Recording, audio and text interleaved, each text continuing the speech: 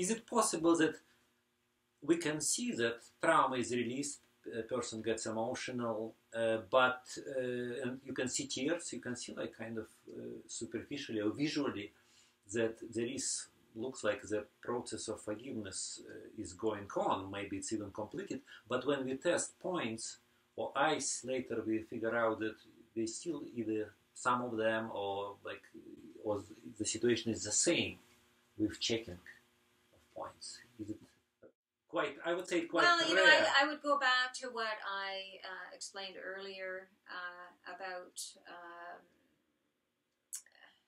how if it isn't strong yet, we would just go deeper into the inquiry. In fact, a new decision therapy session is not finished until we bring completion.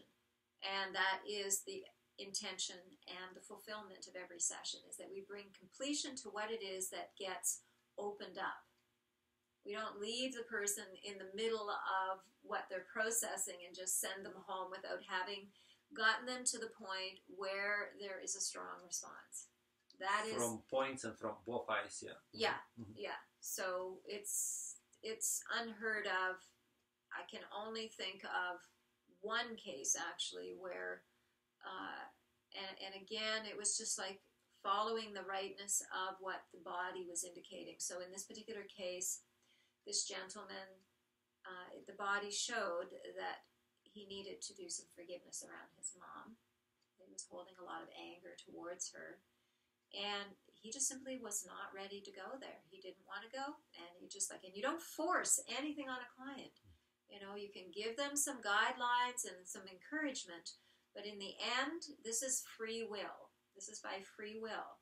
You don't force somebody and say, you know what, you have to do this. If you don't do this, you're not going to heal. Right?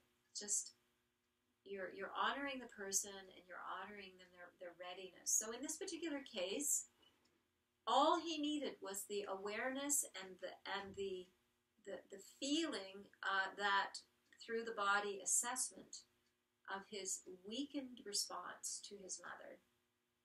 And by his next session, he was ready to address it. He just needed that time to go there.